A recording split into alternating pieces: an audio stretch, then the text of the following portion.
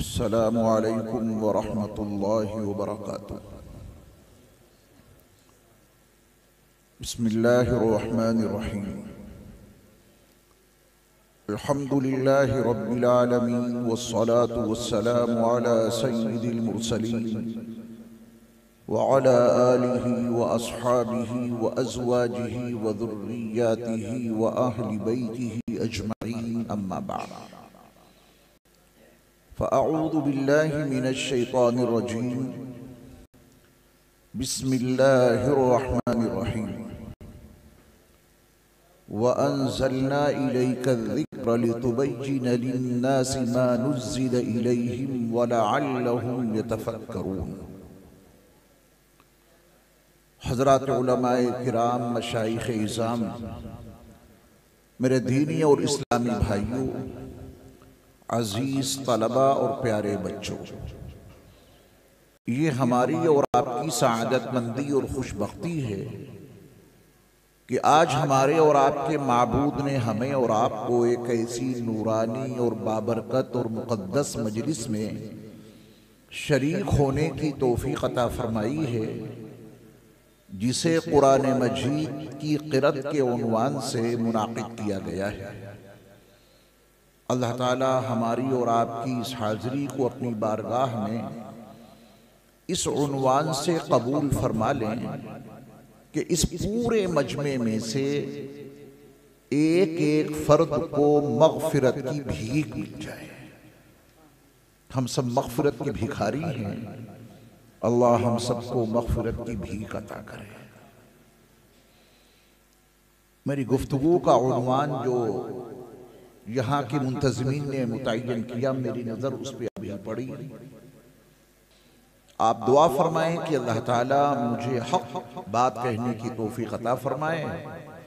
میں آپ سب کے لیے دل کی گہرائیوں سے دعا کرتا ہوں کہ میرا رب آپ سب کو حق اور سچ سننے کی توفیق بخشے، اور اللہ ہم سب کو عمل کی توفیقات سے مالا مال فرمائے۔ یہ قرآن مجید اللہ وحدہ لا شریک لہ کا وہ آخری ہدایت نامہ ہے جو انہوں نے اپنے آخری نبی حضرت محمد صلی اللہ علیہ وسلم پر ان کی 23 سالہ پیغمبرانہ زندگی میں نہایت تدریج کے ساتھ نازل کیا۔ یہ 30 پارے اور 114 سورتیں نبی علیہ السلام کی 23 سالہ پیغمبرانہ زندگی میں یہ پورا قرآن آپ پہ تدریج کے ساتھ نازل ہوا۔ آپ علیہ السلام کی 13 سالہ پیغمبرانہ زندگی میں قرآن مجید کی 86 سورتیں نازل ہوئیں، اور آپ علیہ السلام کی 10 سالہ مدنی زندگی میں 28 سورتیں نازل ہوئیں۔ ان 86 سورتوں کے ساتھ میں مکیہ اور 28 سورتوں کے ساتھ میں مدنیہ لکھا ہے۔ خطبے میں نے جس آیت کا سہارا لیا، اس میں اللہ تعالیٰ نے 3 اہم بنیادی مضامین بیان کیے ہیں۔ پہلا مضمون ہے وَأَنزَلْنَا إِلَيْكَ الذِّكْرَ، میرے محبوب، میں نے آپ پر یہ قرآن نازل کیا ہے۔ اللہ نے اپنی بات بتا دی کہ یہ قرآن نازل کرنے والا میں ہوں، اور نازل آپ پر کیا ہے۔ اللہ نے اپنا یہ کام بیان کر کے فوراً بعد نبی کا کام بتایا۔ لِتُبَيِّنَ لِلنَّاسِ مَا نُزِّلَ إِلَيْهِمْ، یہ قرآن ہم نے آپ پر نازل اس لیے کیا ہے تاکہ آپ ان لوگوں کے لیے اس قرآن کو کھول کھول کر بیان کر دیں جن کی ہدایت کے لیے میں نے اسے نازل کیا ہے۔ لیکن بات یہی مکمل نہیں ہے، آیت یہاں مکمل نہیں ہے۔ جو تیسرا جملہ ہے وہ بہت اہم مضمون کو اجاگر کر رہا ہے، اور وہ یہ ہے کہ وَلَعَلَّهُمْ يَتَفَكَّرُونَ۔ قرآن 23 سالہ نبی کی پیغمبرانہ زندگی میں نازل کر دیا، وَأَنزَلْنَا إِلَيْكَ الذِّكْرَ کا مضمون اجاگر ہو گیا۔ اپنی 23 سالہ پیغمبرانہ زندگی میں پورے قرآن کو اپنی امت کے لیے کھول کھول کر بیان بھی کر دیا لِتُبَيِّنَ لِلنَّاسِ مَا نُزِّلَ إِلَيْهِمْ۔ اب جو آیت کا آخری حصہ ہے وَلَعَلَّهُمْ يَتَفَكَّرُونَ، یہ سلسلہ قیامت تک جاری رہے گا تاکہ لوگ اس میں تفکر تدبر کرتے رہیں۔ یہ تین مضمون اس آیت کے اتنے حصے میں موجود ہیں۔ اب چونکہ ہماری گفتگو کا عنوان، آپ کے درس کا عنوان، آج کے درس قرآن کا عنوان کہ قرآن مجید کو بغیر احادیث کے نہیں سمجھا جا سکتا، اس حقیقت کو جاننے اور سمجھنے کے لیے لازم اور ضروری ہے کہ حدیث کی اہمیت اور اس کی افادیت اور اس کی ضرورت کو سب سے پہلے سمجھا جائے۔ اب دلائل اور شواہد تو بہت سارے ہیں، میں ایک ایسی دلیل کا سہارا لے کر اس مضمون کو اجاگر کرنے کی کوشش کروں گا جس دلیل کو ہر آدمی بڑی آسانی سے سمجھ سکتا ہے کہ حدیث کی اہمیت کیا ہے، اس کی افادیت کیا ہے، اس کی ضرورت کیا ہے۔ اور انتظامیہ کے ذمہ داروں کو میں دل کی گہرائیوں سے مبارکباد بھی پیش کرتا ہوں کہ انہوں نے حسن قرأت کے ساتھ ساتھ اس اجلاس میں یہ سبق بھی شامل کر دیا کہ قرآن مجید کو بغیر احادیث کے سمجھا نہیں جا سکتا، تاکہ قرأت کا مقصد بھی سامنے آ جائے۔ حسن قرأت کا بنیادی کام اور بنیادی اس کا جو مقصد ہے وہ بھی ہمارے دلوں کی گہرائیوں میں اتر جائے۔ اس سلسلے میں سب سے پہلے ہم حدیث کی اہمیت اور اس کی ضرورت اور اس کی افادیت کو نبی مکرم صلی اللہ علیہ وسلم کی تشریف آوری سے 1950 سال پہلے کے ایک نبی اور رسول اور اللہ کے کلیم حضرت موسیٰ علیہ السلام کی کچھ گفتگو کا سہارا لینا ضروری سمجھتا ہوں۔ آپ کے علم میں یہ بات ضرور ہوگی کہ مدین میں 10 سال تک حضرت شعیب علیہ السلام کی بکریوں کو چرانے کے بعد جب حضرت موسیٰ علیہ السلام اپنی اہلیہ صفورہ کو لے کر مصر جا رہے تھے وادی سینا سے ہوتے ہوئے، تو وہاں جو کچھ واقعہ پیش آیا وہ سب کو معلوم ہے۔ آگ دیکھی، وہاں گئے، اللہ تعالیٰ نے آپ سے گفتگو کی، تورات نہیں دی۔ بس یہاں پہ یہ جملہ اپنے ذہن میں ضرور ایڈ کیجئے گا تاکہ حدیث کی اہمیت اجاگر ہو جائے۔ اللہ نے حضرت موسیٰ علیہ السلام کو وادی سینا میں، اس مقدس وادی میں جس کو طویٰ کہتے ہیں، وہ درخت آج بھی موجود ہے جس پہ اللہ نے تجلی کی تھی، جس کے اندر سے موسیٰ علیہ السلام کو آواز سنائی دی تھی۔ سیدنا موسیٰ علیہ السلام سے اللہ نے جتنی گفتگو کی وہ قرآن مجید میں متعدد مقامات پر مذکور ہے، تورات نہیں دی تھی۔ شاید کوئی مہمان تشریف لائے ہیں۔ وعلیکم السلام، ماشاءاللہ، کیسے مزاج ہیں؟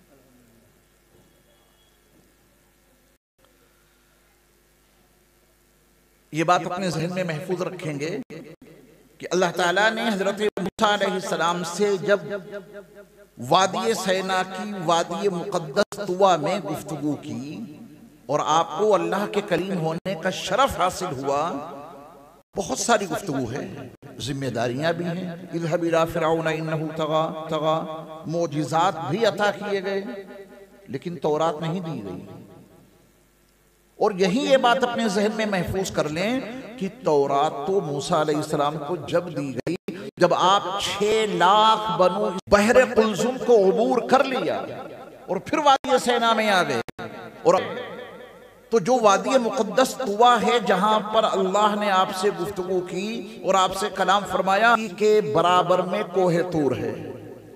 کوہ طور الگ ہے اور اس سے کچھ پہلے، چونکہ یہ فقیر وہاں 4 مرتبہ جا چکا ہے، وہ سارا جو قرآن کی زمین ہے یہ سب کچھ دیکھ کر کے میں آپ کے سامنے وہ پورا منظرنامہ بتا رہا ہوں۔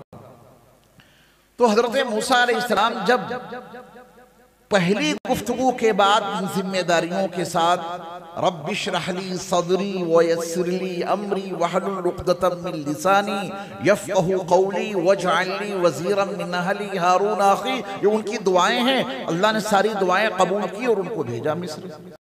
تو آپ نے اپنے بھائی ہارون کو لیا اور فرعون کے دربار میں گئے، وہاں جو کچھ ہوا سب کچھ آپ کے علم میں ہے، جو کہ قصہ سنانے کا موقع بھی نہیں ہے اور ضرورت بھی نہیں ہے، فی الحال جو ہمارا عنوان ہے اس کے لیے قصہ ضروری نہیں ہے، لیکن یہ ضروری ہے کہ یہ بات ذہنوں میں محفوظ رہے کہ موسیٰ علیہ السلام کو اللہ نے فرعون کے پاس بھیجا بغیر کتاب کے بھیجا، کوئی کتاب نہیں دی، ذمہ داریاں دیں، گفتگو کی، ان کو اپنا رسول بنا لیا، ان کو اپنا کلیم بنا لیا، کلیم ہونے کا شرف تو عطا کیا لیکن کتاب نہیں دی۔ تورات کب دی؟ جب آپ مصر سے ریٹرن ہوئے 6 لاکھ بنو اسرائیل کو لے کر کے، پھر آپ نے بنو اسرائیل کو روکا، کوہ طور پہ گئے، 30 راتوں کا وعدہ، پھر 10 راتوں کا اضافہ، یہ بہت بات کی بات ہے۔ حدیث کی اہمیت آپ کو سمجھا رہا ہوں، اپنے استاذ محترم حضرت مولانا محمد شفیع صاحب دامت برکاتہم العالیہ کی موجودگی میں پوری ذمہ داری کے ساتھ حضرت موسیٰ علیہ السلام کو بول رہا ہے، بغیر کتاب کے بول رہا ہے۔ موسیٰ علیہ السلام نے فرعون کو سمجھانے کے لیے جو کچھ کہا وہ احادیث موسیٰ ہیں، اسے کتاب الہی نہیں کہا جا سکتا کیونکہ اللہ نے تورات دی ہی نہیں تھی۔ گفتگو کی اور فرعون نے انکار کیا۔ میرا آپ سے ایک سوال ہے، اس فقیر کی اتنی گفتگو سے آپ نے حقیقت سمجھ لی ہوگی کہ فرعون نے تورات کی تکذیب کی، فرعون نے تورات کو جھٹلایا یا فرعون نے صرف موسیٰ علیہ السلام کی باتوں کو جھٹلایا؟ یہ مجھے بتا دیجیے۔ ماشاءاللہ چھوٹا سا بچہ، اللہ آپ کو خوش رکھے، بہت صحیح جواب دیا انہوں نے۔ فرعون نے جتنی بھی تکذیب کی، فَكَذَّبَ وَعَصَى، آپ پڑھیں آپ پورے فرعون کو قرآن کے حوالے سے، بغاوت، سرکشی، تکذیب، ایذا رسانی، جو کچھ بھی اس نے کیا ہے، اس نے موسیٰ علیہ السلام کی باتوں کو جھٹلایا ہے، تورات کو نہیں جھٹلایا کیونکہ تورات تھی ہی نہیں۔ ٹھیک ہے، اب یہ بتائیے کہ فرعون کو جو اتنی بڑی سزا دی گئی، بحر قلزم میں اسے غرقاب کر دیا گیا، اس کے لاؤ لشکر کو بھی اللہ نے اس میں غرقاب کیا، اتنی بڑی سزا، اور پھر فَالْيَوْمَ نُنَجِّيكَ بِبَدَنِكَ لِتَكُونَ لِمَنْ خَلْفَكَ آيَةً وَإِنَّ كَثِيرًا مِنَ النَّاسِ عَنْ آيَاتِنَا لَغَافِلُونَ۔ آپ اس آیت کی تفسیر پڑھیں گے تو دنگ رہ جائیں گے۔ اور آج بھی اس کا جسم فرعون کا قاہرہ کے عجائب خانے میں میوزیم میں رکھا ہوا ہے، آپ جا کے دیکھیں اس کو۔ 1975 میں اس کی پوری تحقیقات ہو گئیں۔ یہ فرعون اللہ کے عذاب میں کیوں گر گیا؟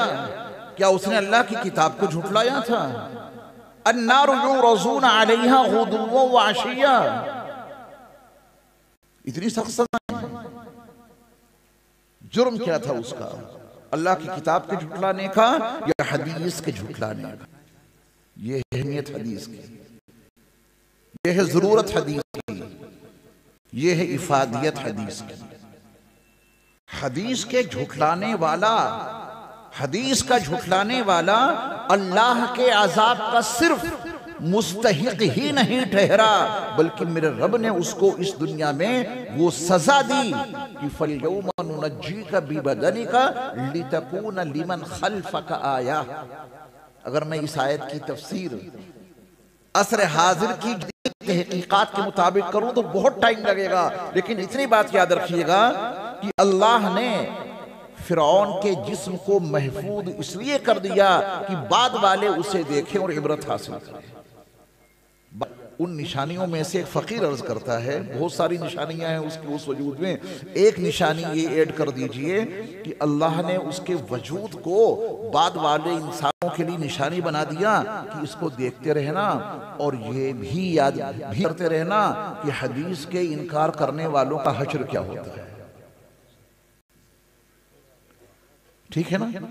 اور بہت ساری وجوہات ہیں، لیکن اس میں یہ بھی شامل رکھنا کہ اللہ کی کتاب کا انکار تو بہت بڑا جرم ہے ہی، حدیث کے انکار کرنے والوں کا حشر یہ ہوتا ہے اس نے تورات کا تو کبھی انکار کیا نہیں، کیونکہ تورات تو اس کے پاس کبھی پہنچی ہی نہیں، اس نے صرف اقوال موسیٰ کا انکار کیا، احادیث موسیٰ کا انکار کیا۔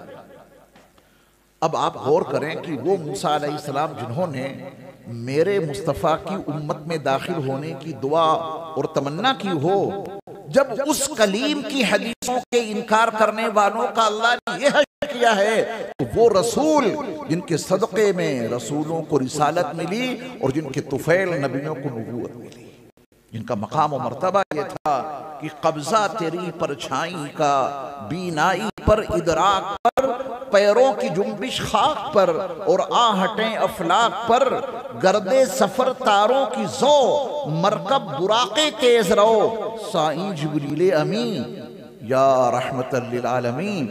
اس عظیم رسول کی حدیث کا انکار کرنے والوں کا کیا حشر ہوگا؟ تیری خاموشی بھی اذاں، جس رسول کا یہ مقام و منصب ہو، مرتبہ ہو کہ تیری خاموشی بھی اذاں، نیندیں بھی تیری رت جگے، تیری حیات پاک کا ہر لمحہ پیغمبر لگے۔ حضرت موسیٰ علیہ السلام کی جب پرورش فرعون کے دربار میں ہو رہی تھی، جوان ہو گئے، دھوکے میں قتل بھی ہو گیا، ان کے بچپن کی کوئی چیز نبوت اور رسالت کی ترجمانی نہیں کر رہی تھی، اور نبی علیہ السلام کی وہ 40 سالہ زندگی جو قرآن کے نازل کرنے سے پہلے آپ نے مکے میں گزاری، قرآن کے حوالے سے پڑھیں اس 40 سالہ زندگی کو اللہ نے کیسے معیار بنایا ہے۔ اللہ نے فرمایا کہ میرے محبوب نبی آپ ان کو بتائیے، فَقَدْ لَبِثْتُ فِيكُمْ عُمُرًا مِّن قَبْلِ، رسالت کا دعویٰ میں نے آج کیا ہے۔ کہاں دیکھ رہے ہو بیٹا؟ دیکھیے درس ہے، آپ کا کلاس ہے یہ، آپ اس میں اگر یہاں وہاں دیکھیں گے تو سارا مضمون بکھر جائے گا۔ کبھی کسی جلسے میں بیٹھے یہ سمجھ کے کہ یہ ہماری کلاس روم ہے، یہاں بچے پڑھتے ہوں گے، اس مدرسے میں پڑھتے ہیں، ان بچوں کی کلاس روز لگتی ہے، روزانہ۔ آپ کی کلاس سال میں ایک مرتبہ لگتی ہے، تو اپنی کلاس میں سکون سے بیٹھیں، باتوں کو پوری توجہ سے سنیے گا، یہ بتائیں کہ یہ باتیں سمجھ میں آ رہی ہیں کہ نہیں آ رہی ہیں، تو پھر ادھر ادھر آپ کی توجہ منتشر نہیں ہونی چاہیے۔ فَقَدْ لَبِثْتُ فِيكُمْ عُمُرًا مِّن قَبْلِ، اللہ نے کتاب بعد میں نازل کی، صاحب کتاب کو کتاب کے نازل کرنے سے 40 سال پہلے بھیجا۔ وجہ کیونکہ اس کتاب کو ان کے بغیر سمجھا ہی نہیں جا سکتا، کتاب نازل کرنے سے 40 سال پہلے ان کو بھیجا تاکہ ان کی پہلی سانس سے لے کر جبل نور کی آخری چوٹی پر بنے ہوئے غار حرا میں اولین نزول تک کی ساری زندگی قرآن کی تفسیر بن جائے۔ ابن اسحاق سے پوچھو، حلیمہ سعدیہ کا بیان لو ان سے کہ حلیمہ تم نے نہ جانے کتنے بچوں کو دودھ پلایا، لیکن جب تم نے عبداللہ کے در یتیم اور آمنہ کے لخت جگر اور عبد المطلب کے پوتے اور ابو طالب کے بھتیجے کو دودھ پلایا، تو ذرا دودھ پلانے کا کوئی واقعی سنا دو ہمیں۔ ابن اسحاق نے نقل کیا ہے اس کو، تو حلیمہ سعدیہ کا بیان سنیے تو یہ بات سمجھ میں آ جائے گی کہ تیری حیات پاک کا ہر لمحہ پیغمبر لگے ہے نہیں، لیکن لگ رہا ہے، اور تبھی اللہ نے کتاب نازل کرنے سے 40 سال پہلے آپ کو بھیجا۔ کتاب تو 40 سال کے بعد دی، حلیمہ سعدیہ کی گود میں ہیں عبداللہ کے در یتیم اور آمنہ کے لخت جگر۔ کسی کو کیا معلوم کہ یہی اللہ کے آخری نبی بنیں گے؟ نہ حلیمہ سعدیہ کو معلوم، نہ آپ کی والدہ محترمہ کو معلوم، لیکن دودھ پینے کا انداز بہت کچھ بتا گیا۔ راز تو بعد میں کھلا، لیکن حلیمہ سعدیہ کا بیان پہلے آپ سنیے۔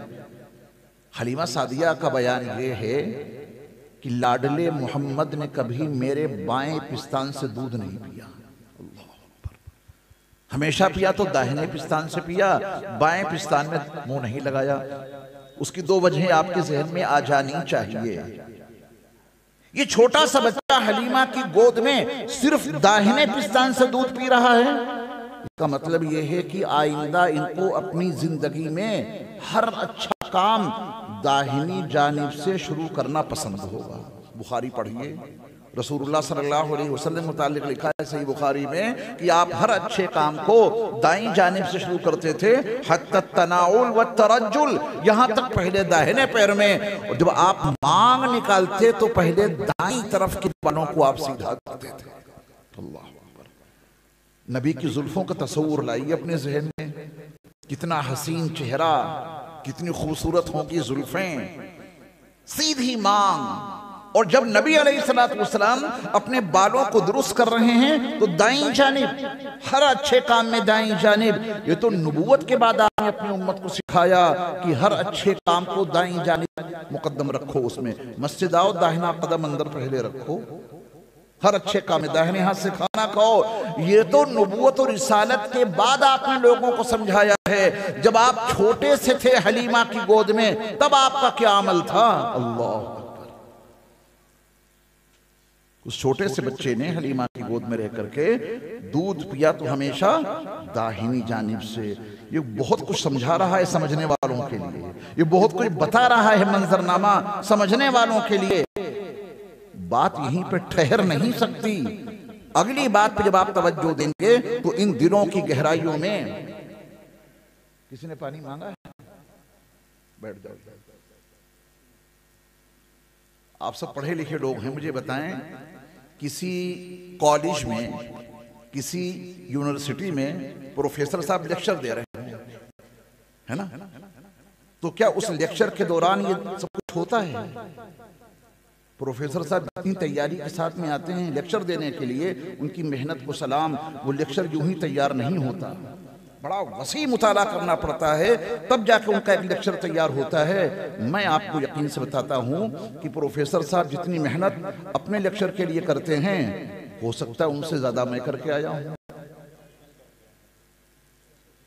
پھر آپ پانی کا دور بغیر مانگے، وقت تو میرا تھا کہ صاحب میں صبح کا چلا ہوا ہوں، شام کو آپ کے ہاں پہنچا، بول رہا ہوں پانی مجھے چاہیے، اگر مانگو تو دے دیجیے۔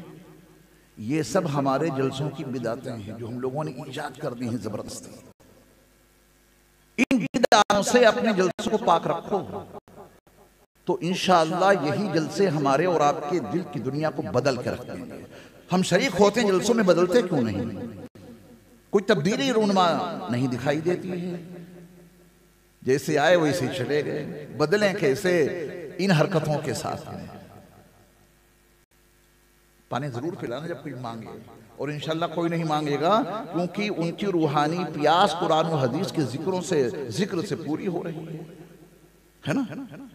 اتنے اہم ذکر میں، اتنے اہم کلام جب قرآن و حدیث کے متعلق کیا جا رہا ہو تو پیاس کا تو احساس نہیں ہونا چاہیے۔ موسم بھی بڑا اچھا ہے ماشاءاللہ۔ ان بوتلوں کی تقسیم سے کسی مقرر کا ذہن منتشر ہوتا ہو یا نہ ہوتا ہو، میں تو ٹینشن میں آ جاتا ہوں، پھر میں بول ہی نہیں پاتا ہوں۔ یاد رکھیں گے یہ بات؟ چلیے، برا مت ماننا، میں نے آپ کو اپنا سمجھ کے کہہ دیا، آپ سب میرے ہیں۔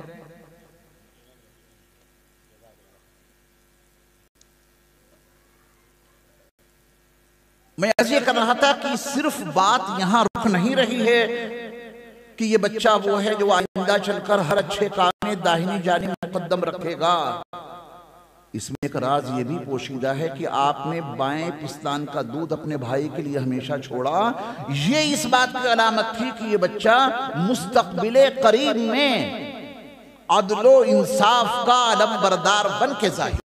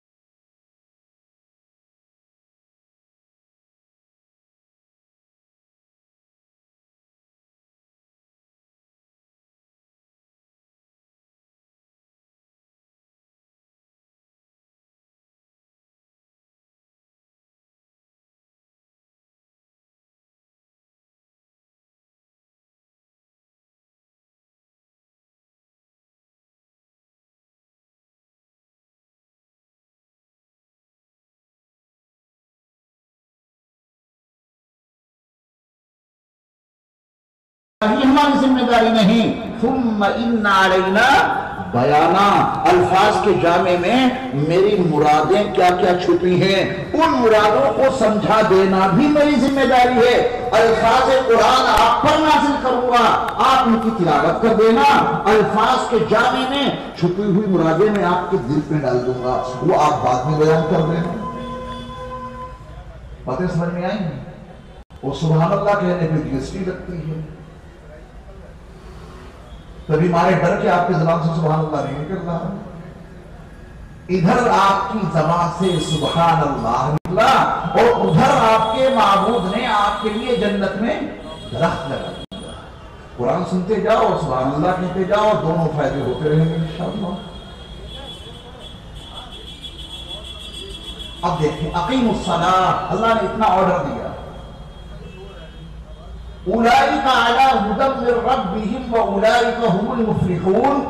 جس طبقے کے لیے اللہ نے فرمایا کہ اپنے رب کی جانب سے یہ طبقہ ہدایت پر ہے اور یہی طبقہ کامیاب ہونے والا ہے، اس طبقے کے تعارف میں دوسرا جملہ ہے وَيُقِيمُونَ الصَّلَاةَ، وہ نماز قائم کرتے ہیں. اقیم الصلاۃ، نماز قائم کرو. یہ طبقہ اٹھا، غیب پر ایمان لا کے نماز قائم کرنی اس نے شروع کر دی. میرا سوال ہے، جواب آپ دیں گے. ان اولین مخاطبین مصطفیٰ نے، نبی مکرم صلی اللہ علیہ وسلم کے اولین مخاطبین نے اقیم الصلاۃ کا لفظ پڑھ کر سن کر غسل سیکھ لیا تھا، جس کے بغیر نماز نہیں ہوگی. عربی دا طبقہ ہے، میرے مصطفیٰ کے جو اولین مخاطبین ہیں انہوں نے اقیم الصلاۃ پڑھ کر اور سن کر وضو سیکھ لیا تھا، جس کے بغیر نماز نہیں ہوگی. انہوں نے اقیم الصلاۃ سے اذان سیکھ لی تھی. انہوں نے اقیم الصلاۃ کو سن کر نماز کا قیام، رکوع، سجدہ، قعدہ، قومہ، سلام، اذکار، تلاوت، یہ سب کچھ اقیم الصلاۃ سے انہوں نے سیکھ لیا تھا. یا نبی کے کھولنے پر وہ سب کچھ سیکھا انہوں نے؟ مجھے بتائیے، بولیے. نبی کے سکھانے پر، ورنہ اقیم الصلاۃ میں کوئی مضمون تھوڑا شامل ہے. نبی اقیم الصلاۃ کو کھولا ہے، ان پر درود و سلام ہو. ہمیں جو جتنا نظام عبادت ملا ہے، رب کعبہ کی قسم، نظام عبادت اور طریقہ عبادت سکتا، کیونکہ قرآن میں جتنے الفاظ ہیں لِتُبَيِّنَ لِلنَّاسِ مَا نُزِّلَ إِلَيْهِمْ کے تحت ہمارے نبی نے اسے کھولا تو ہمیں اور آپ کو کچھ طریقہ مل گیا. ورنہ کیا ہوتا ناپاکی حالت میں اللہ اکبر، میاں اللہ اکبر کیوں کہتے ہیں؟ یہ کس نے بتایا؟ یہ تو اقیم الصلاۃ میں نہیں لکھا ہے. آپ ہاتھ کیوں باندھتے، رکوع کیوں کرتے، سجدہ کیوں کرتے؟ نبی نے ایسے کھولا ہے قرآن، ان کا احسان ہے نا. اگر وہ نہ کھولتے تو قیامت کی صبح تک اقیم الصلاۃ کا مفہوم نہیں سمجھ پاتے. نبی نے کیسے کھولا؟ کیونکہ تمثیل سے تفہیم میں تسہیل ہوتی ہے. میں آپ کو روز مرہ کے معمولات میں نبی نے کیسے کھولا ہے قرآن کو وہ میں آپ کو سمجھائے دیتا ہوں، انشاءاللہ بڑی آسانی سے بات سمجھ میں آ جائے گی. دیکھیے یہ عنوان خالص علمی ہے، یہ درسگاہوں کا عنوان ہے جو مجھے آج دیا گیا ہے، لیکن میں پوری کوشش کر رہا ہوں کہ درسگاہ کا وہ علمی سبق آپ کی زبان میں نہایت آسان زبان میں آپ کو سمجھا دوں. اور مجھے محسوس بھی ہو رہا ہے، میرا وجدان کہہ رہا ہے کہ آپ سب الحمدللہ چھوٹے بڑے سب سمجھ رہے ہیں، اتنی آسان زبان میں آپ کو اس وقت سمجھا رہا ہوں. آپ دیکھیں نبی نے کیسے کھولا. قرآن مجید کے 6 پارے میں سورۃ المائدہ میں اللہ نے اپنے ایمان والے بندوں کو ایک حکم دیا کے متعلق ہے وہ حکم. پھر دیکھنا نبی نے اس کو کیسے کھولا. اللہ کا حکم ہے اہل ایمان کے لیے، یا ایھا الذین آمنوا اذا قمتم الى الصلاۃ فاغسلوا وجوہکم وایدیکم الى المرافق وامسحوا برؤوسکم وارجلکم الى الکعبین. اللہ نے حکم دیا ایمان والوں، جب تم نماز کا ارادہ کرو، تمہارا وضو نہیں ہے، ٹھیک، تو کیا کرنا ہے تمہیں 4 کام کرنے، زیادہ نہیں. نماز ادا کرنی ہے اور آپ کا وضو نہیں ہے تو قرآن میں کتنے کام بتائے گئے؟ 4. چہرہ دھو، دونوں ہاتھ کہنوں سمیت، سروں کا مسح، دونوں پیر ٹخنوں سمیت. یہ ہے قرآن، اور قرآن کو بغیر حدیث کے سمجھا نہیں جا سکتا. یہ عنوان ہے آپ کا. اب مجھے کانپور کے لوگ اور طلاق محل کے باشندے اور جتنے ہمارے اساتذہ نہیں، علماء نہیں، آپ میرے مخاطب ہیں، یہ بتانا ایسا بھی وضو کیا جیسا چھٹے پارے میں سورہ مائدہ میں لکھا ہے اللہ کا حکم؟ زندگی میں کبھی ایسا وضو کیا ہو تو بتا دو. ابھی عشاء کی نماز ادا کی آپ نے. اب یہ بتائیے کہ عشاء کی نماز سے پہلے جو آپ نے وضو کیا، وضو خانہ میرے خیال سے ادھر کہیں ہوگا، تو آپ بیٹھے ہوں گے پانی لے کے اور چہرہ دھونا شروع کر دیا ہوگا. صاحب قرآن میں لکھا ہے کہ جب تم نماز کا ارادہ کرو، تمہارا وضو نہیں اور وضو کرنا ہے تو کیا کام کرنا ہے؟ پہلا چہرہ دھونا. پانی لے کے فوراً آپ نے چہرہ دھویا ہو؟ کبھی زندگی میں ایسا وضو کیا؟ ایسا کیوں نہیں کرتے؟ قرآن میں تو یہی لکھا ہے، اللہ کا یہی آرڈر ہے، وضو کرنا ہے تو چہرہ دھو لو. آپ یہ کام کیوں نہیں کرتے؟ آپ اپنے وضو کو قرآن کے مطابق کیوں نہیں لاتے؟ ویسا وضو آپ کیوں نہیں کرتے جیسا قرآن میں لکھا ہے؟ آپ کا جواب اس کے سوا کچھ نہیں ہوگا کہ میں اللہ کے حکموں کو ضرور مانوں، لیکن اللہ کے حکم کو نبی کے طریقے پر مانوں. یہی جواب ہوگا یا اس کے علاوہ کچھ ہوگا جواب؟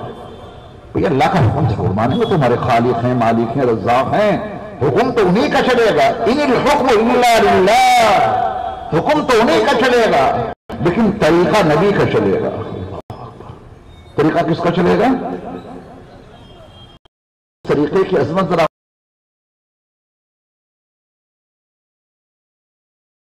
کہ عبادت کا قبلہ اللہ، اطاعت کا قبلہ رسول اللہ، نماز کا قبلہ بیت اللہ، دعا کا قبلہ عرش اللہ.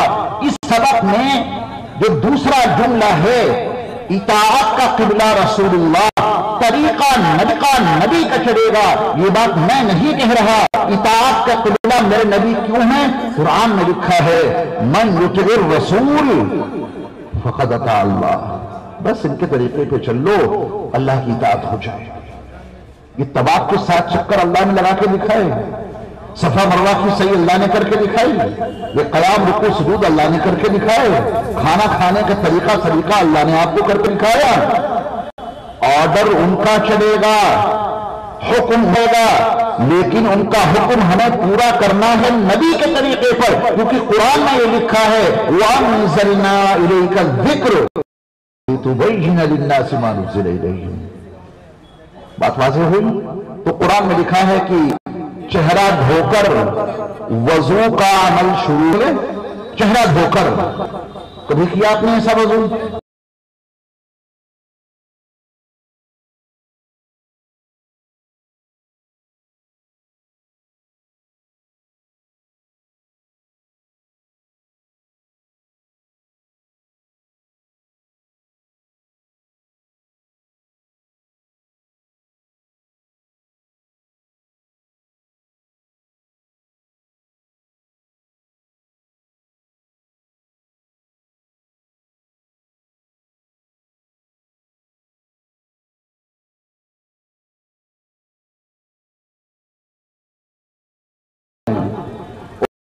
ہونے کے بعد اب بھی آپ چہرہ دھونے کے لیے تیار نہیں، صاحب کلی کر رہے ہیں.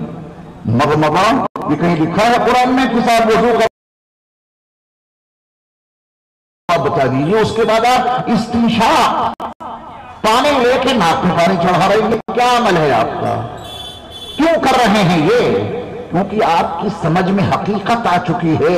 الفاظ الہی کو طریقہ مصطفی کے بغیر سمجھا ہی نہیں جا سکتا، کیونکہ انہوں نے کہا ہے ان علینا بیانا فاغسلوا وجوہکم میں میرے رب کا کیا ارادہ پوشیدہ ہے وہ اللہ نے اپنے نبی کو بتایا. نبی نے کہا کہ چہرہ بعد میں دھونا، پہلے دونوں ہاتھ گٹوں تک دھو.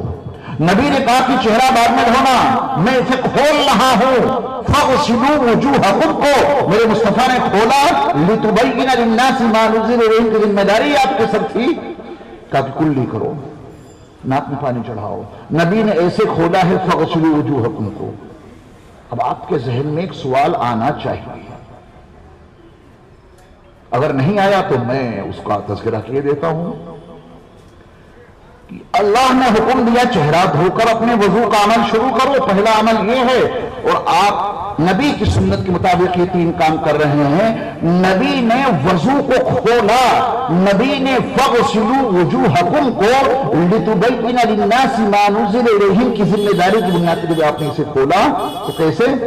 گٹوں تک ہاتھ، پھر کلی، پھر ناک میں پانی. ایسا کیوں؟ دیکھیے، ہر وضو سے پانی نہیں، ہر پانی سے وضو نہیں ہوتا، یا ہو جائے گا جیسا بھی پانی ہو. ہر پانی سے وضو نہیں ہوتا. اسی پانی سے وضو ہوگا جس کا رنگ صحیح ہو، اسی پانی سے وضو ہوگا جس کا ذائقہ صحیح ہو، اسی وضو ہوگا جس کی بو صحیح ہو. آپ پانی میں چینی گھول دیجئے، کیا بن گیا؟ شربت. کیا اس سے وضو ہو جائے گا؟ غلاظت گندگی کی بنیاد پہ بدبو اس میں پیدا ہو گئی، کیا اس سے وضو ہو جائے گا؟ غلاظت کی بنیاد پہ رنگ چینج ہو گیا، کیا اس پانی سے وضو ہو جائے گا؟ اسی پانی سے وضو ہوگا جس کا رنگ صحیح ہو، جس کا ذائقہ صحیح ہو، اور جس کی اسمیل اور جس کی بو صحیح ہو. پھر کہو کہ کروڑوں درود و سلام ہے نبی مکرم صلی اللہ علیہ وسلم کی ذات گرامی پر کہ آپ نے اللہ کا حکم شروع کرنے سے پہلے پانی کے 3 چیک اپ کا انتظام اپنی سنتوں کے ذریعہ کر دیا. جب ہاتھ گٹوں تک دھو گے تو پانی کا رنگ ضرور دکھے گا، اور کلی کرو گے تو ذائقہ معلوم ہو ہی جائے گا، اور جب ناک میں پانی چڑھاؤ گے تو اس کی اسمیل اور بو معلوم ہو ہی جائے گی.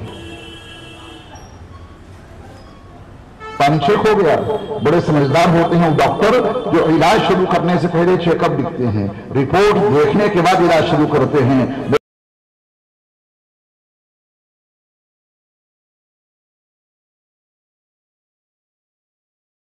وجہی کمال ہی نہ ہو اور کوتاہی ایسے نہیں ہوگی. پہلے پانی کی 3 صفات کو چیک کر لو، رنگ صحیح ہے، ذائقہ صحیح ہے، بو صحیح ہے. اب اللہ کا حکم اطمینان سے پورا کرو. کہیں ایسا نہ ہو کہ الٹے سیدھے پانی سے وضو کر کے تم نماز پڑھو، پھر مفتی صاحب حکم دیں کہ آپ کی ٹنکی میں بلی گر گئی تھی، کتنی پھولی کتنی پھٹی، اتنے دنوں کی نماز آپ پھر سے لوٹ آئیے.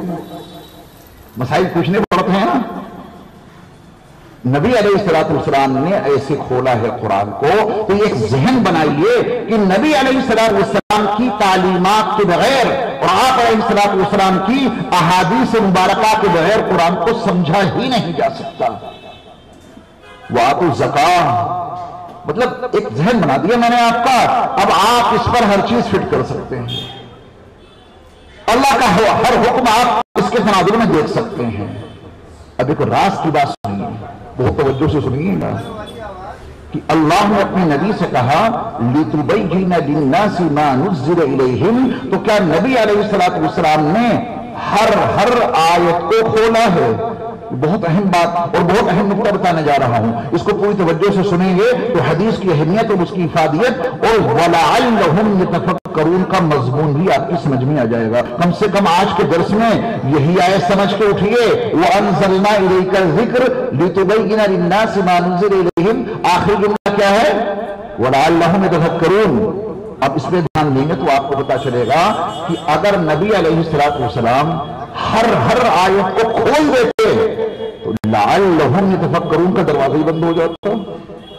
دھیان دے رہے ہیں آپ؟ ہمارے استاد محترم تائید کر رہے ہیں کہ تو سچ کہہ رہا ہے. اگر ہر آیت کا مضمون نبی کھول دیتے تو ہماری اور آپ کی کوئی ذمہ داری بھی نہیں بچتی، کام ہی نہیں بچتا. وَلَعَلَّهُمْ يَتَفَكَّرُونَ تاکہ یہ لوگ اس میں تفکر اور تدبر کریں. کیا تفکر تدبر اس میں ہمارے اور آپ کے لیے جائز ہوگا؟ جس کو نبی کلیئر کر گئے ہوں، نبی کلیئر کر گئے تو ہمیں وہ کام کرنا ہے. ہاتھ دھونے ہیں. فلسفہ تو آج آپ کو معلوم ہوا. فلسفہ معلوم ہو یا نہ معلوم ہو، سنت کی پیروی میں نجاح اور فلاح ہے. بھئی کام کرتے رہو. فلسفہ نہیں معلوم ہے کوئی حرج نہیں، اللہ اپنے نبی کی سنتوں کا آپ کو ثواب دیتا رہے گا. فلسفہ میں نے بتا دیا کہ محبت اور زیادہ بڑھ گئی. کام تو کر رہے ہیں نا برابر. اللہ کے نبی صلی اللہ علیہ وسلم نے ہر آیت کو نہیں کھولا. مثلا ایک مثال دیتا ہوں میں.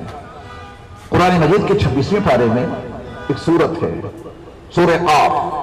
دوسرے رکوع کی پہلی آیت، وَلَقَدْ خَلَقْنَا الْإِنسَانَ وَنَعْلَمُ مَا تُوَسْوِسُ بِهِ نَفْسُهُ وَنَحْنُ أَقْرَبُ إِلَيْهِ مِنْ حَبْلِ الْوَرِيدِ۔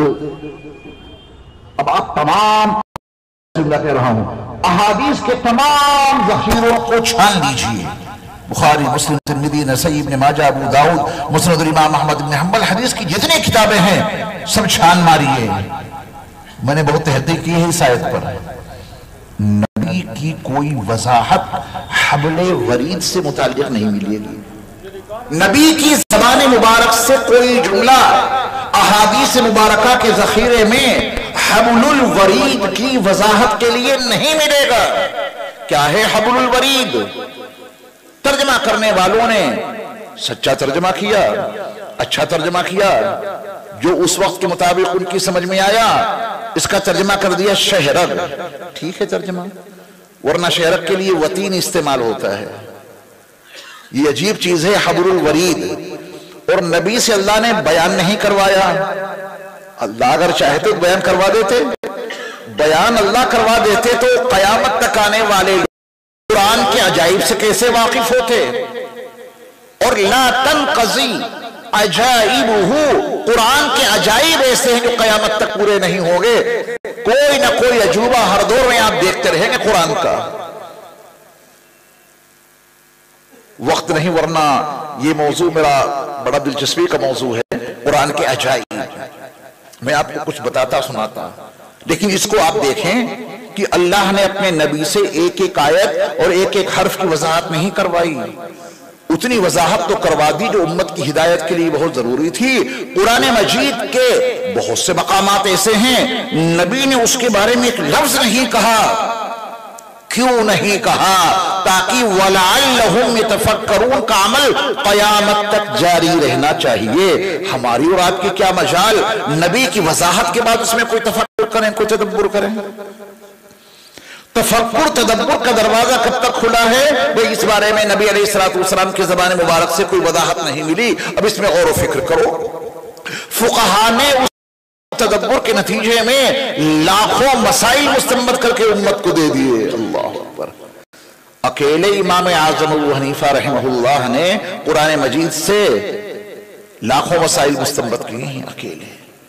آپ کے شاگردوں نے، تمام فقہا نے، تمام محدثین نے۔ آپ بخاری پڑھیں تو پہلے امام بخاری علیہ رحمہ جو باب قائم کرتے ہیں وہ آپ کی سمجھ کا نتیجہ ہے، وہ باب کا مضمون حدیث میں نہیں ہے، وہ باب کا الفاظ۔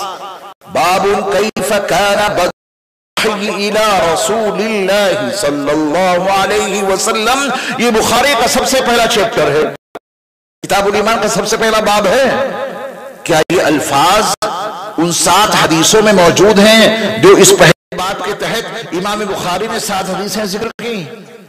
باب کیف کان بدء الوحی الی رسول، محدثین کو تشریح میں کہنا پڑا کہ یہاں بدء الوحی سے مراد وحی کا آغاز نہیں، بدء یہاں حالات کے مفہوم میں مستعمل ہے، کیونکہ 7 حدیثوں میں وحی کے آغاز کا ہی تذکرہ نہیں ہے، وحی کے احوال کا بھی تذکرہ ہے، اس لیے بدء یہاں حالات کو بیان کرنے کے معنی میں استعمال ہوا۔ تو امام بخاری کے جتنے بھی ابواب ہیں بخاری شریف میں، وہ ابواب ان الفاظ میں آپ کو حدیثوں میں اندر نہیں ملیں گے، یہ ان کی اپنی فہم ہے، یہ تفکر کا نتیجہ ہے۔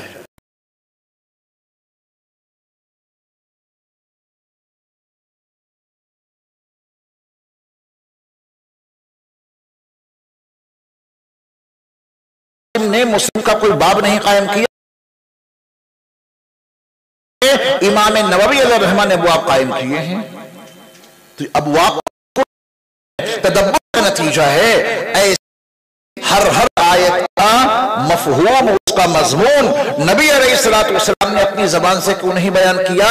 تاکہ قیامت تک یہ سلسلہ جاری رہے، تفکر کا، تدبر کا، اور اس کے نتیجے میں قرآن کے عجائب لوگوں کے سامنے آئے ہیں۔ عجائب کے حوالے سے قرآن کا ایک بیان سنیے، چونکہ 2 منٹ باقی بچے ہیں میرے وقت کے۔ سنریہم آیات فی انفسہم حتی یتبین لہم انہ الحق، قرآن تو نبی علیہ السلام کی 23 سالہ پیغمبرانہ زندگی میں مکمل ہو گیا، قرآن کا نزول مکمل ہو گیا، لیکن آیتوں کا دکھانا یہ ہمیشہ جاری رہے گا، آیتوں کا دکھانا ہمیشہ جاری رہے گا۔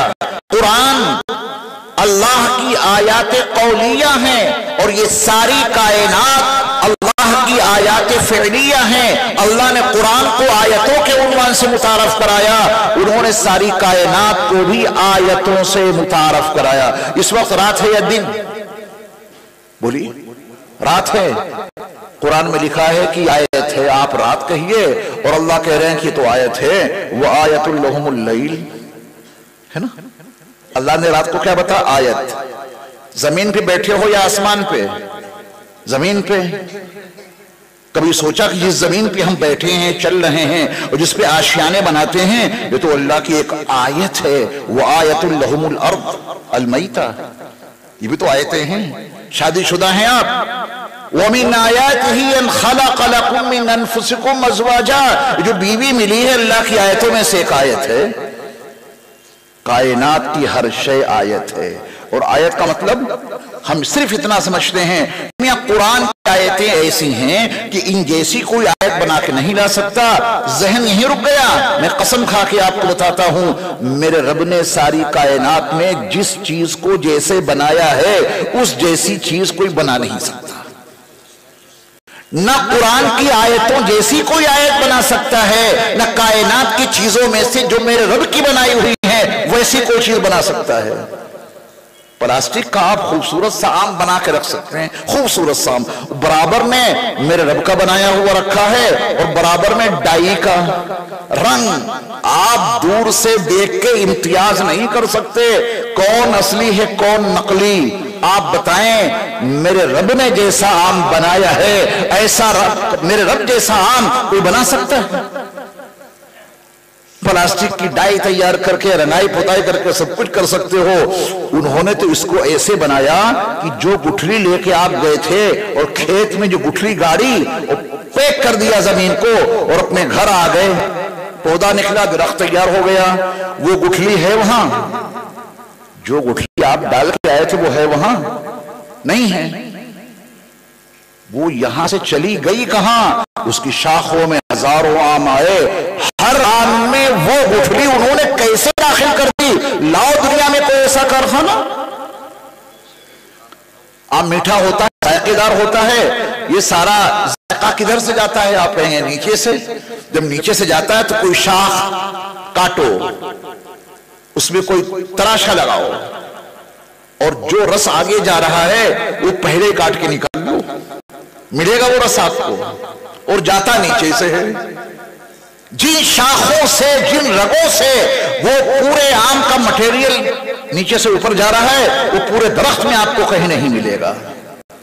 آپ کو پال والے آم زیادہ پسند ہیں یا ڈال والے؟ ڈال والے پسند ہیں؟ تو دیکھو اللہ کی آیت، اس جیسا کوئی آم نہیں بنا سکتا۔ ڈال میں آم لگا ہے، وہ چاہتے تو اسے اوپر سے پکانا شروع کرتے، لیکن ان کی قدرت یہ ہے کہ وہ اس آم کو اوپر سے نہیں پکاتے بلکہ نیچے سے۔ کیوں؟ اسی میں آپ کو اللہ کی قدرت دکھ جائے گی۔ اگر پہلے اوپر سے پکاتے ہیں تو پکنے کے بعد اس کی جنبش، اس کی گرفت اپنے آپ کمزور ہو جاتی، نیچے کا حصہ پک نہ پاتا اور نیچے گر جاتا۔ آپ اللہ کی قدرت کو کیسے سمجھتے؟ انہوں نے آم لگایا اوپر سے اور پکایا نیچے سے۔ اب وہ نیچے سے پکتے پکتے اوپر پہنچا، اس ٹہنی تک، اس ڈال تک جہاں سے اس کی گرفت جس میں لٹک رہا ہے، جیسے وہاں وہ حصہ پکا، نرم ہوا، کمزور ہو گئی گرفت، وہ ڈال کا آم نیچے ٹپک کے گرا اور آپ نے اسے کھا لیا۔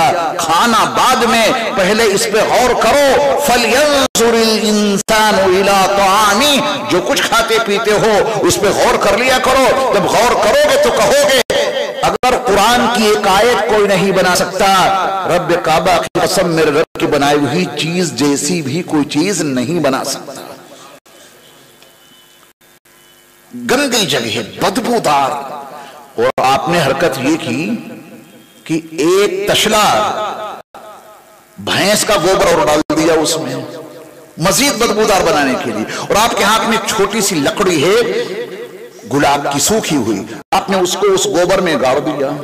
زمین پہلے سے ہی بدبودار تھی، मजीद गोबर डाल डाल के आपने उसे और बदबूदार किया। देखो अल्लाह की कुदरत, वो सूखी लकड़ी कुछ दिनों में हरी हो गई, छोटी छोटी शाखें निकली, कांटे लगने लगे, छोटी सी कली आ गई और कली खिली तो इस शान शौकत के साथ हर पंखड़ी बड़े नपे तुले अंदाज में बनी है। हुस्न ऐसा कि बस देखकर नहीं, खुशबू इतनी अच्छी जो मशा में जा को मुअत्तर कर दे। नीचे बदबू आपने भरी और उन्होंने उसके अंदर से खुशबूदार फूल तैयार करके आपके हवाले कर दिया। क्या है दुनिया में कोई ऐसा कारखाना जो ऐसा गुलाब का फूल बना दे जैसा मेरे रब ने बनाया है?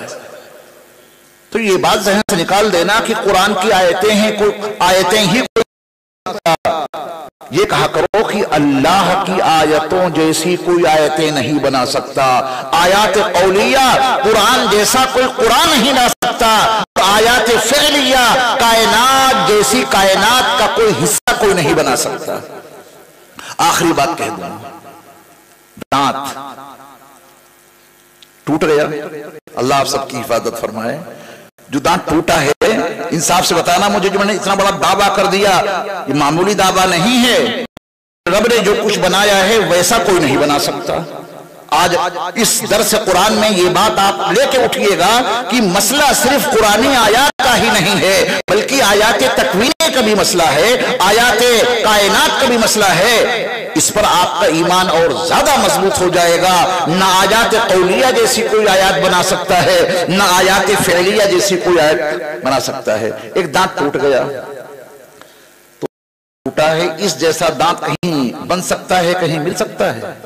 आप कहेंगे साहब लेबोरेटरी में तो पूरी बत्तीसी तैयार हो जाती है, आप एक दांत की बात कर रहे हैं। ठीक है, फर्क देख लो।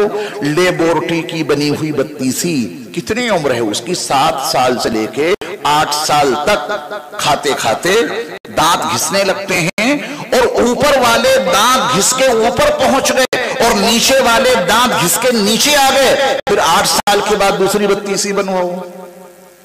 यहां हर उम्र के लोग बैठे हैं, हमारे बुजुर्ग भी बैठे हैं, 80-80 साल के, 50-50 साल के, 80 साल तक, 50 साल तक, 60 साल तक ये वाले दांत क्यों नहीं घिसते? इस पे गौर करो मेरे ईमान वाले भाइयों। चने उनसे भी चबाए और इनसे भी, बल्कि उसमें ज्यादा एहतियात बरती, इसमें कोई एहतियात ही नहीं। कोरमा उससे खाया, इससे खाया, हड्डियां उससे तोड़ी, इससे भी तोड़ी। वो घिसते रहे, ये नहीं घिसते हैं क्या? दोनों बराबर घिसते हैं। दोनों एक चीज है, जब आप खाओगे तो घिसेंगे दोनों। फर्क क्या है? फर्क ये है, लेबोरेटरी वाले ने बत्तीसी दांतों की बत्तीसी तो बना के दे दी, रिपेयरिंग करने वाला साथ में नहीं भेजा। ध्यान दे रहे हैं आप? बत्तीसी बना के दे दी, रिपेयरिंग करने वाला नहीं भेजा। वो घिस रहे हैं। कौन देखभाल करे इनकी? और जिन्होंने ये दांत बनाए हैं ये घिसते तो हैं, लेकिन जितने घिसते हैं उतना ही मेरा रब फिर बढ़ा देते हैं। तो इस जैसा दांत क्यों बना सकता है? बाटा जूते की हील इतनी मोटी है, चंद सालों में घिस के बराबर। ये आपकी एड़ियां क्यों नहीं घिस रही हैं? ये आपके तलवे क्यों नहीं घिस रहे हैं? रफ्तार से बाटा कंपनी के जूते की हील घिसती है। अगर उसी रफ्तार से ये एड़ियां घिस रही होती तो 50-60 साल की उम्र में पैर घिसते घिसते घुटनों तक आ जाते। सच बता रहा हूं। क्या ये एड़ियां नहीं घिसती? और मुझे आप बताएं, जूते ज्यादा पहन के आप चलते हैं या नंगे पांव? नंगे पांव ज्यादा चलते हैं। अगर आपको शक है तो उसमें जुमला जोड़ दीजिए कि जब जूते के अंदर मेरा पैर होता है तो जितना जूता हिलता है उतनी मेरा पैर हिलता है। रगड़ लगती है ना। जूते की इतनी मोटी हील घिस के बराबर हो गई और आपकी एड़ी वहीं बरकरार, आपके तलवे वहीं बरकरार नहीं, दोनों बराबर घिसते हैं। फर्क यह है कि बाटा कंपनी वालों ने जूता बना के दे दिया, रिपेयरिंग करने वाला कोई नहीं दिया। जिन्होंने ये एड़ी और तलवे बनाए हैं, ऐसी एड़ी ऐसी तलवे कोई नहीं बना सकता। उन्होंने बनाए हैं, ये जितने घिसते हैं उतनी ही उसकी वो हर वक्त रिपेयरिंग करते रहते हैं, क्योंकि वो हमारे रब हैं, उनकी रुबूबियत हमारे साथ में हर वक्त शामिल है। चलिए, मैंने आपका टाइम ज्यादा ही ले लिया। अल्लाह ताला हम सबको समझ वो शोर अता फरमाए। وآخر دعوانا ان الحمد للہ رب العالمین۔